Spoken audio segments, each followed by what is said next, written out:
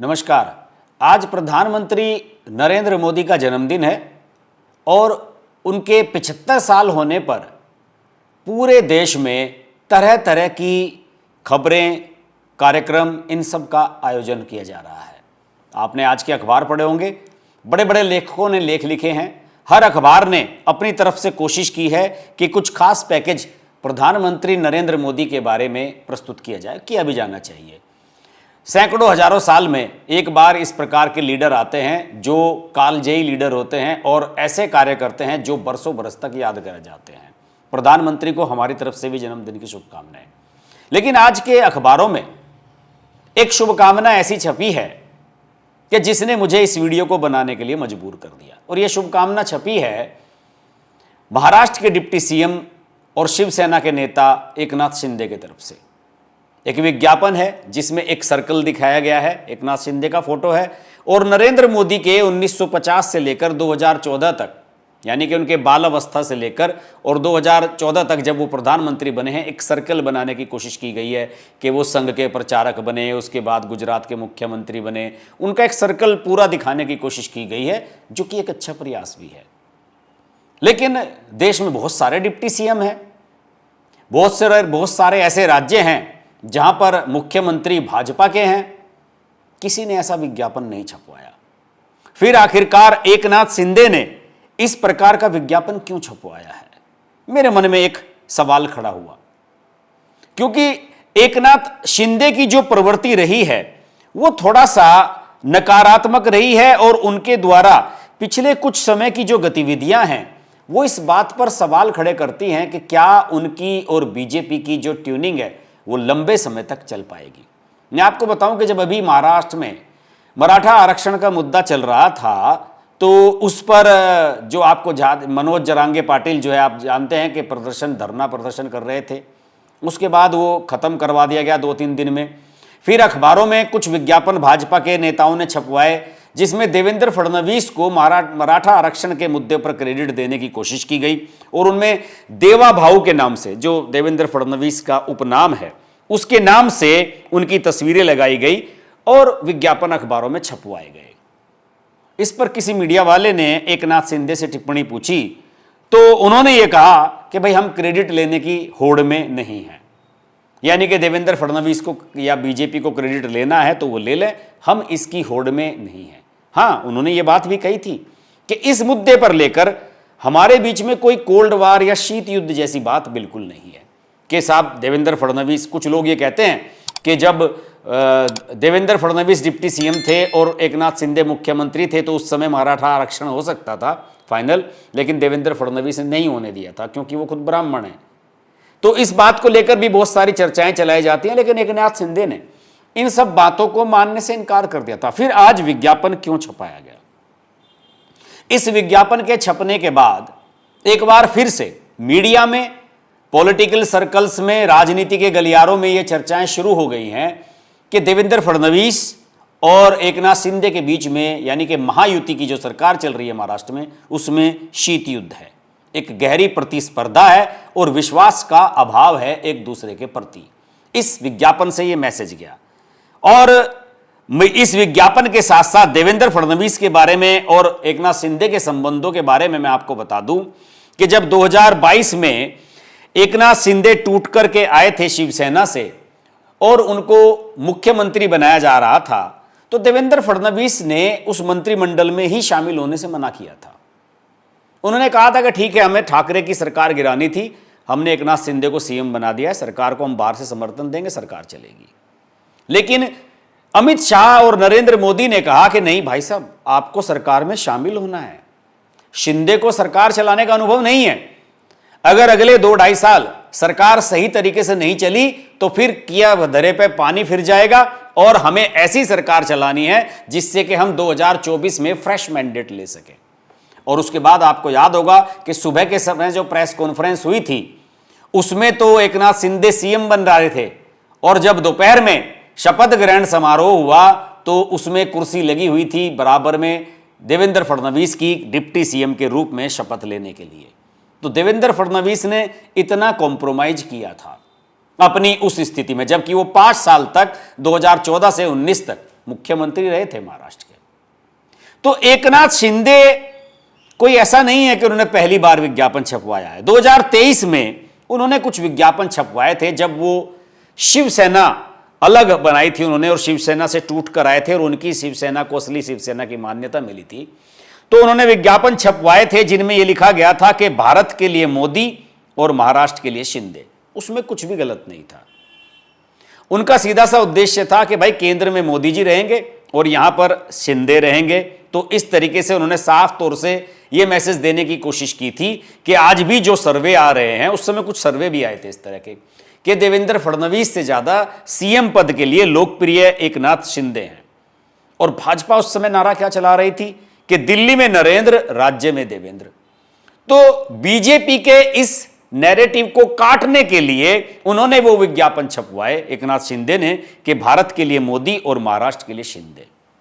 तो एकनाथ शिंदे समय समय पर कुछ ना कुछ ऐसा करते रहते हैं कि वो ऐसा लगे कि साहब देवेंद्र फडणवीस के रहमो करम पर वो नहीं है, उनके सीधे ताल्लुकात नरेंद्र मोदी और अमित शाह से हैं और केंद्रीय नेतृत्व के साथ उनकी ट्यूनिंग बढ़िया है। इसलिए वो इस समय इस तरह के विज्ञापन छपवाते रहते हैं। और बीच बीच में आप याद कीजिए जब वो मुख्यमंत्री थे, उनके बयान आते थे कि मुझे हल्के में मत लेना, मैं जनता का मुख्यमंत्री हूं, जमीन से जुड़ा हुआ हूं। उनकी इन बातों के कहने के पीछे सिर्फ यही उद्देश्य था कि Devendra Fadnavis hi fi elite class से आते हैं और मैं ग्रामीण पृष्ठभूमि से आता हूं, जमीन से उठा हूं। ये बात सही भी है कि एकनाथ शिंदे जमीन से उठे हुए एक छोटे से कार्यकर्ता से और प्रदेश के मुख्यमंत्री तक का सफर उन्होंने एक बहुत लंबा पीरियड उन्होंने जिया है। और उन्होंने बाला साहब ठाकरे के समय कभी शिवसेना ज्वाइन की थी। तो बात तो ये सही भी है, लेकिन फर्क है दोस्तों। देवेंद्र फडणवीस ने बतौर डिप्टी सीएम उनके साथ ईमानदारी से काम किया था, लेकिन जो मैसेज अब तक गया है उससे यह साफ लगता है कि एकनाथ शिंदे को डिप्टी सीएम के पद पर रहना रास नहीं आ रहा है। अखबारों में खबर आती है कि फला बैठक थी फडणवीस की, उसमें शिंदे नहीं आए, फला मुद्दे पर दोनों में मतभेद हैं, शिंदे के जो डिपार्टमेंट्स हैं उनके लिए पैसा नहीं निकला है, तो इस बात से वो अजीत पवार और देवेंद्र फडणवीस से नाराज हैं। ये सब खबरें आपने पढ़ी होंगी, लेकिन विज्ञापनों में फर्क है। जो पहले विज्ञापन छपे थे जिसमें भारत के लिए मोदी और महाराष्ट्र के लिए शिंदे की बात कही थी शिवसेना ने, उन विज्ञापनों में वो सीधे सीधे ताकत की मांग कर रहे थे कि हमें ताकत दीजिए, हम महाराष्ट्र में अपनी ताकत दिखाना चाहते हैं। लेकिन ये जो आज विज्ञापन छपा है ये उनकी वीकनेस दिखाता है, कमजोरी दिखाता है कि साहब आप ये दिखाने की कोशिश कर रहे हैं कि हमें देवेंद्र फडणवीस भले ही भाव ना दे, लेकिन हमारी ट्यूनिंग सीधी जो है केंद्रीय नेतृत्व से है। और एनडीए में केंद्रीय नेतृत्व हमेशा अपने सहयोगियों का पूरा विश्वास रखता है। आप याद कीजिए कि 2024 के जो विधानसभा चुनाव हुए थे, उसके बाद जब बात यह बनी कि साहब देवेंद्र फडणवीस मुख्यमंत्री बनेंगे और डिप्टी सीएम बनना होगा अजीत पवार और एकनाथ शिंदे को, तो एकनाथ शिंदे नाराज हो गए थे, अपने घर जाकर के कोप भवन में लेट गए थे, अपने गांव चले गए थे। 15 दिन तक सरकार नहीं बन पाई थी इस वजह से। और फिर जब आए तो जिद करने लगे कि मुझे गृह मंत्रालय चाहिए, उन्हें गृह मंत्रालय नहीं दिया गया था। लेकिन जब एकनाथ शिंदे मुख्यमंत्री थे तो देवेंद्र फडणवीस के पास डिप्टी सीएम के रूप में गृह मंत्रालय था। और यह अमित शाह की एक सोची समझी रणनीति थी कि लॉ एंड ऑर्डर अगर बढ़िया नहीं रहेगा, यानी कि पुलिस और कानून व्यवस्था की कमान अगर फडणवीस के हाथ में नहीं रहेगी तो फिर कुछ भी हो सकता है। और इससे एकनाथ शिंदे का नुकसान हो या ना हो, बीजेपी का लंबे समय के लिए नुकसान हो जाएगा। यह भाजपा हाईकमान पहले से ही सोच करके चल रहा था। तो इसी वजह से यह सब चीजें हुई। तो ये जो फिलहाल घटनाक्रम है दोस्तों, जब डिप्टी सीएम बनाए गए एकनाथ शिंदे तो उनको शहरी विकास मंत्रालय दिया गया, साथ ही साथ पीडब्ल्यूडी का डिपार्टमेंट दिया गया। अजीत पवार के पास वित्त का फाइनेंस का डिपार्टमेंट दिया गया, एक्साइज का डिपार्टमेंट दिया गया। और निश्चित रूप से जो पोर्टफोलियो है वो ये दिखाया गया कि साहब देवेंद्र फडणवीस के बाद नंबर 2 की पोजीशन में एकनाथ शिंदे हैं। लेकिन एकनाथ शिंदे को ये चीजें रास नहीं आ रही हैं। देखिए, बीजेपी अपने कमिटमेंट पर काम करने वाली पार्टी है, ये मैंने कई बार देखा है। पंजाब में हमेशा नंबर 2 रहे, हमेशा अकाली दल को आगे रखा। लंबे समय तक महाराष्ट्र में भी नंबर 2 रहे, हमेशा शिवसेना को आगे रखा। बिहार में देखिए, पिछली बार मुख्यमंत्री बना सकती थी भाजपा, अपना सबसे बड़ा दल बनकर उभरी थी, लेकिन अमित शाह चुनाव से पहले पब्लिक रैली में यह ऐलान करके आए थे कि मुख्यमंत्री नीतीश कुमार ही होंगे, इसलिए उस वादे पर खरे उतरे और उनको मुख्यमंत्री बनाया गया। महाराष्ट्र में ऐसा नहीं था। 2024 के विधानसभा चुनाव जब हो रहे थे, हम तो कवरेज के लिए गए थे वहां पर, बार बार सभी के द्वारा यह कहा जा रहा था कि हमारे मुख्यमंत्री 2024 के चुनाव में हमारी जीत होती है तो हम एनडीए के जो सहयोगी हैं मिल बैठकर बात करेंगे और उसके बाद फाइनल करेंगे। अभी ये नहीं कह सकते। एकनाथ शिंदे मुख्यमंत्री थे उस समय, लेकिन उनके नेतृत्व में चुनाव लड़ा जा रहा था, वही मुख्यमंत्री रहेंगे। ये बात न भाजपा ने कही थी, न किसी अन्य नेता ने कही थी, और सब लोग ये समझ रहे थे कि अगर भाजपा अच्छी खासी सीटें लेने में सफल होती है तो फिर देवेंद्र फडणवीस ही मुख्यमंत्री होंगे। आपने देखा होगा, हमने वीडियो बनाया था, वहां के पत्रकारों से बात की थी, उन सब का भी यही मानना था कि Devendra Fadnavis would be chief minister, और वही हुआ। बीजेपी बड़ी ताकत के साथ उभर के आई, शिंदे की पार्टी ने भी बढ़िया प्रदर्शन किया, अजीत पवार की पार्टी ने भी बढ़िया प्रदर्शन किया, और उसके बाद वही हुआ कि देवेंद्र फडणवीस मुख्यमंत्री और शिंदे और अजीत पवार डिप्टी सीएम बनाए गए। तो ये एक बैलेंस बनाया गया बीजेपी के द्वारा, लेकिन इस बैलेंस में मुझे लग रहा है कि एकनाथ शिंदे खुद को असहज महसूस कर रहे हैं।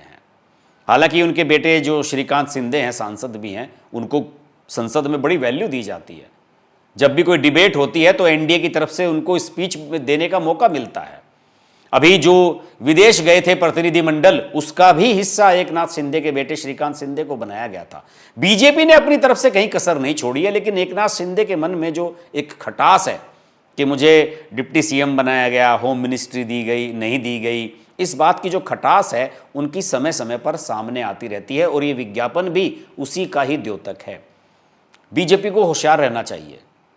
अजीत पवार भी डिप्टी सीएम है, कभी कोई कंट्रोवर्सी उनकी तरफ से नहीं होती, लेकिन एकनाथ शिंदे समय समय पर अपनी जो इस तरह की अंदर की दबी हुई इच्छाएं हैं उनको जाहिर कर देते हैं। और किसी ने तो विज्ञापन नहीं दिया, शिंदे ने क्यों दिया? और शिंदे के सामने भी कोई विकल्प नहीं है। मैं आपको बताऊं, वो वापस शिवसेना में जा नहीं सकते, यानी कि ठाकरे के साथ, यूबीटी के साथ एकीकरण कर नहीं सकते। ठाकरे उन्हें स्वीकार नहीं करेंगे। अब उनको अपनी राजनीति इसी तरह चलानी है कि वो बीजेपी के साथ रहें, एनडीए के साथ रहें और उनके लॉयल बनकर रहें। लेकिन क्या वो ऐसा कर पाएंगे, ये बहुत बड़ा सवाल है। आज के वीडियो में इतना ही।